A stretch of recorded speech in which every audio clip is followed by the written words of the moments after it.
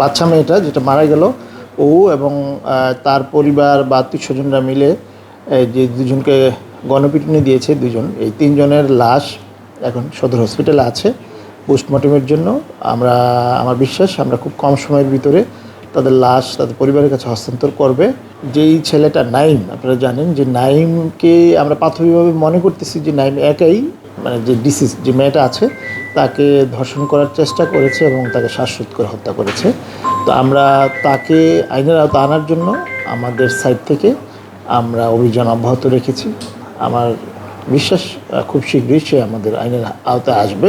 আর এলাকায় যে পরিস্থিতি, আমরা যেহেতু আপনি জানেন যেটা বাচ্চা মেয়ে মাত্র ক্লাস 1-এ পড়ে, তাকে যেহেতু রেপ করার চেষ্টা করা, মানে তাকে যে শ্বাসরোধ করে মেরেছে, এটা স্বাভাবিকভাবেই জনমনে একটু ক্ষোভ আছে। তো এবং আরও 2জনকে গণপিটুনিতে মেরেছে। তো এই সার্বিক সব কিছু বিবেচনা নিয়ে আমরা এখানে পর্যাপ্ত অতিরিক্ত ফোর্স রেখেছি। যারা স্থানীয় জনপ্রতিনিধি, গণ্যমান্য ব্যক্তি যারা আছে তাদেরকেও আমরা এটার সাথে ইনভলভ করেছি, বোঝানোর চেষ্টা করা হচ্ছে। যেটা আপনি একটু আগে বললেন যে এই যে আইন হাতে নেওয়ার যে প্রবণতাটা আছে এটা যেন না হয়, কারণ সব কিছুরই তো আপনি জানেন যে আইনগতভাবেই এটা সমাধান আইনে বিধিতে দেওয়া আছে।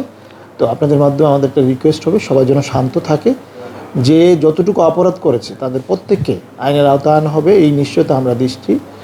এই জন্য আমাদের মাননীয় আইজিপি মহোদয় গতকাল রাতেও আমাকে ফোন দিয়েছেন এবং আজকে সকালেও আপডেট জেনেছেন এবং আমাদেরকে নির্দেশনা দিয়েছেন। ডিআইজি স্যার নিজে এটার সাথে ইনভলভ আছেন, পুলিশ হেডকোয়ার্টার সহ, এবং আমাদের যে মাননীয় মন্ত্রী আছেন উনিও সকালে খোঁজখবর নিয়েছেন, বলেছেন যে এখানে যেন পর্যাপ্ত পুলিশের নিরাপত্তা ব্যবস্থা রাখা হয়।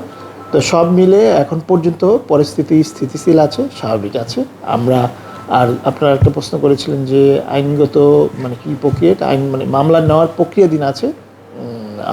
আমার মনে হয় বাই ইভিনিং মামলা রেকর্ড হয়ে যাবে। আচ্ছা, তো দুটি ঘটনা দুই ধরনের, একটা হচ্ছে যে আপনার ওই বাচ্চা মেয়েটা মারা গেল, তার পরিবার ওই যারা এটার সাথে ইনভলভ আছে তাদেরকে আসামি করে মামলা করবে। আবার যাদেরকে গণপিটুনি দিয়ে মারা হয়েছে ওই ভুক্তভোগীর ফ্যামিলি, তো সে যত অপরাধী হোক কিন্তু তাকে তো পিটিয়ে মেরে ফেলতে পারে না, তো এইটার জন্য একটা মামলা হবে। তো আমার মনে হয় আমরা তাদের পরিবারবর্গ আসুক, কী ধরনের বা কাকে কাকে অভিযুক্ত করে আমরা এটা দেখি, যাচাই করে মামলা দেওয়া হবে। শুনেছি যে তার কানে সে একটা বিয়ে বাড়িতে গিয়েছিল, আসলে ছোটো বাচ্চা মেয়ে, তার বাবা তো সৌদি প্রবাসী, কানে দুল ছিল। তো মানে আমরাও শুনেছি যে ছেলেটা তাকে মেরেছে ওই তার কানের দুলগুলো নিয়ে 2 থেকে 2.5 কিলোমিটার দূরে একটা বাজারে বিক্রি করেছে। যে আপনারা জানেন শুক্রবার আমরা এটা দেখছি, এটা খতিয়ে দেখছি যে এটা সত্যতা কতটুকু আছে।